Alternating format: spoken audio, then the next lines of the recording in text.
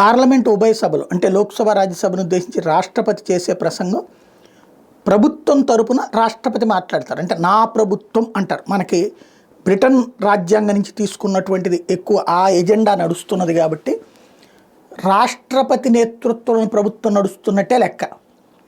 యాక్చువల్గా America, France ఇట్లాంటివన్నీ అధ్యక్ష తరహా పాలన, మన దేశంలో ప్రధానమంత్రి తరహా పాలన.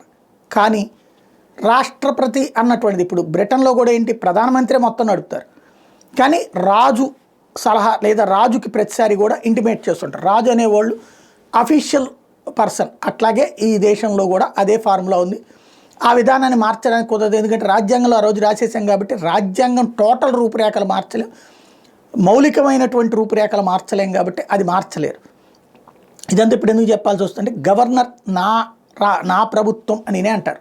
తాజాగా నా ప్రభుత్వాన్ని గవర్నర్ అని అంటే చంద్రబాబు గారిని అందులో లెక్క చూసుకోవాలి. ఇప్పుడు ప్రభుత్వం మాట్లాడినటువంటిది, గవర్నర్ గారు మాట్లాడింది ఏంటంటే ఇవాళ స్పీచ్లో పోలవరం సమస్య పరిష్కరించాం, వడివడిగా అడుగులు పడుతున్నది.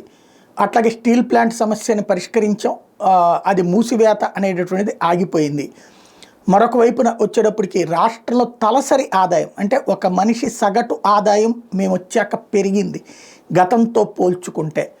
అదే సందర్భంలో గ్రౌండ్ లెవెల్లో సమస్యలు పరిష్కరిస్తున్నాం, ల్యాండ్ టైటిలింగ్ యాక్ట్ లాంటి వాటిని రద్దు చేయడం ద్వారా. అలాగే ఆర్టిఫిషియల్ ఇంటెలిజెన్స్ దిశగా రాష్ట్రం అడుగులు పరుగులు పెట్టిస్తోంది.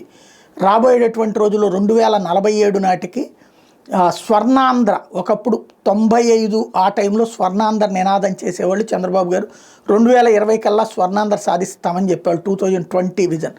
ఇప్పుడు 2047 విజన్తో స్వర్ణాంధ్ర సాధన చేస్తాం అన్నటువంటి పాయింట్ని హామీ ఇచ్చారు.